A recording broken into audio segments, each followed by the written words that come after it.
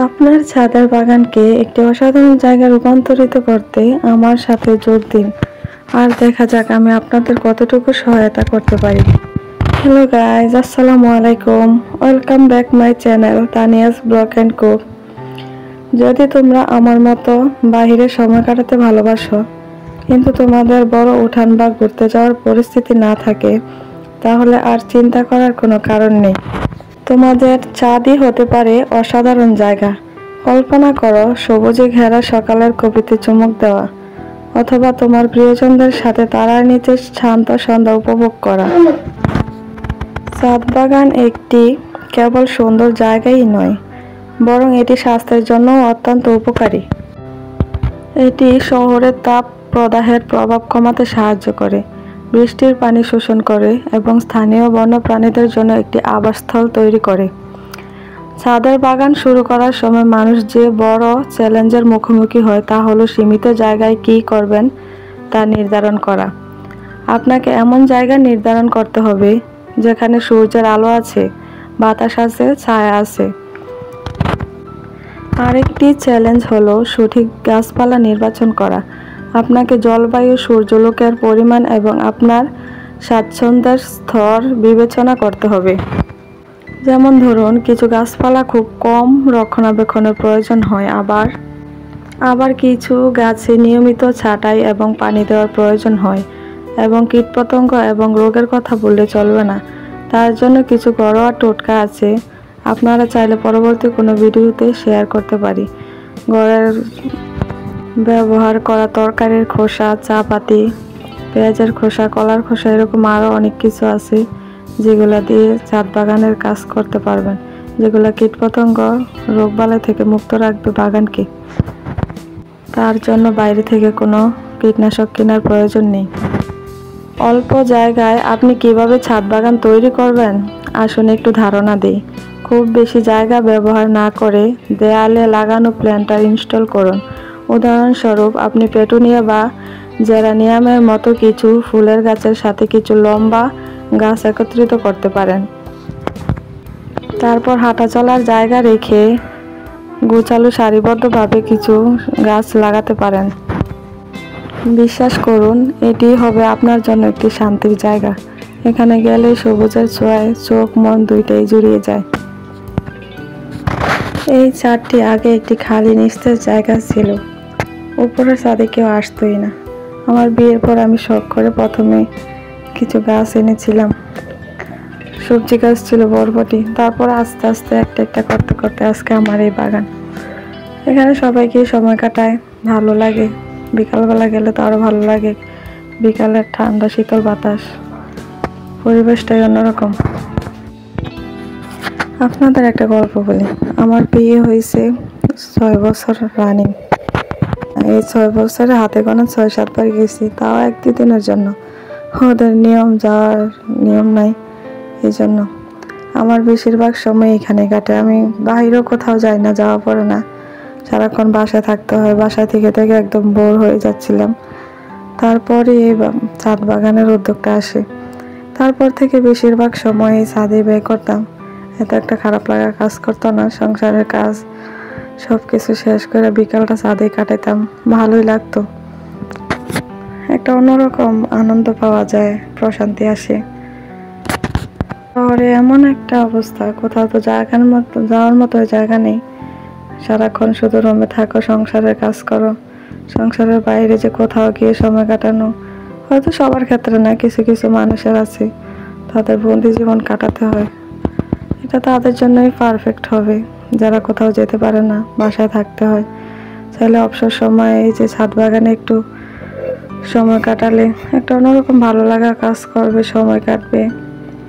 তারপরে যে সবুজ গাছপালা, এগুলো চোখের জন্য, শরীরের জন্য, সব কিছুর জন্য ভালো।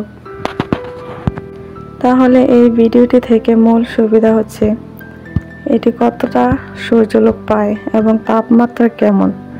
দ্বিতীয়ত, তোমার জলবায়ু এবং রক্ষণাবেক্ষণের স্তরের সঠিক গাছপালা বেছে নাও। তৃতীয়ত, নকশার মাধ্যমে সৃজনশীল হওয়া, উলম্ব জায়গা ব্যবহার করা, গাছপালা মিশ্রিত করা এবং বসার জায়গা বা পানির বৈশিষ্ট্যের মতো কিছু মজাদার বৈশিষ্ট্য যোগ করা। যেমন মনে করো ছাদ বাগানে যদি জায়গা থাকে তাহলে ওখানে একটা বসার জায়গা করে উপরে একটা ছাতা সিস্টেম কিছু দিয়ে দিলে ওখানে বসে চা কফি খাওয়া যাবে, বা বিকালে একদম নামাজের পরে সকালে যখন রোদ থাকে না ওই সময়টাতে চা খাওয়া যাবে বসে, একটু অন্যরকমই ভালো লাগা কাজ করবে। আসলে আমাদের 7তলা ফাউন্ডেশন 4তলা কমপ্লিট হয়েছে, এই জন্য ওইরকম সিস্টেম করতে পারি নাই। আশেপাশে কিছু উঁচা জায়গা করে ওইখানেও গাছ রোপণ করা যায়, ওটা আরও সুন্দর লাগে। তারপর মাঝখানে একটু বসার জায়গা করলে আবার মাছ চাষ করার মতো ওইরকম ব্যবস্থা করা যায়, একটু ঝর্ণা টাইপ পানির বৈশিষ্ট্যের মতো কোনো একটা কিছু তৈরি করা। অনেক রকমই ডিজাইন করা যায়, এরকম অনেক রকমের ডিজাইন আছে, তোমরা চাইলে ওইগুলো দেখতে পারো। আসলে আমি মনে করি যারা আমার মতো বন্দি জীবনযাপন পার করো তাদের জন্য এই ছাদ বাগান অত্যন্ত উপকারী, তাদের মতো আর ভালো কোনো অপশন আর কিছু নাই। তোমাদের জন্য সময় কাটানোর জন্য এটাই হবে সব থেকে বেস্ট এবং ভালো জায়গা। আমার ছাদটা কিন্তু অনেক বড়, 6 শতক জায়গা ওইরকম টাইপ। তোমার এক পাশে ফুলের বাগান করছি, অন্য পাশে সবজি চাষ করছি। এই যে আজকের ভিডিওতে তোমাদেরকে শুধু আমি ফুল গাছগুলাই দেখাইছি, আর কিভাবে ছাদ বাগান করতে তোমাদের একটু সহায়তা করতে পারি ওইটা শেয়ার করলাম।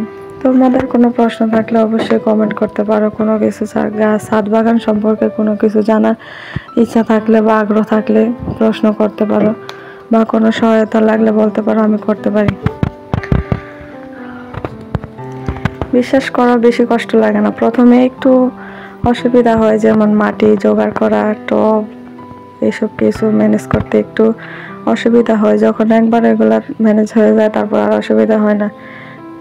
কারণ কি প্রথম শুরুতে একটু অসুবিধা হতেই পারে, যেমন শহরে মাটি পাওয়া যায় না, সেখান থেকে অনেক অসুবিধা। কিন্তু একবার মাটি টব এগুলো তৈরি হয়ে গেলে একটার পর আরেকটা ওইরকম করে লাগানো যায়। আর আমি ফুল গাছের জন্য শুধু টব ইউজ করছি, আর ওই যে সবজির জন্য সিমেন্টের যে ব্যাগগুলো আছে ওইগুলা দিয়ে ব্যাগ তৈরি করে ওইগুলাতে সবজি চাষ করে। কারণ সবজি তো সিজনাল, ব্যাগগুলা 1 বছর পর্যন্ত ভালোই থাকে, 1 বছর পরে নষ্ট। আর সিজনাল সবজি তো 1 বছরের বেশি থাকে না, এই জন্য ওই সিমেন্টের ব্যাগগুলা দিয়েই ওইগুলাতে সবজি চাষ করি।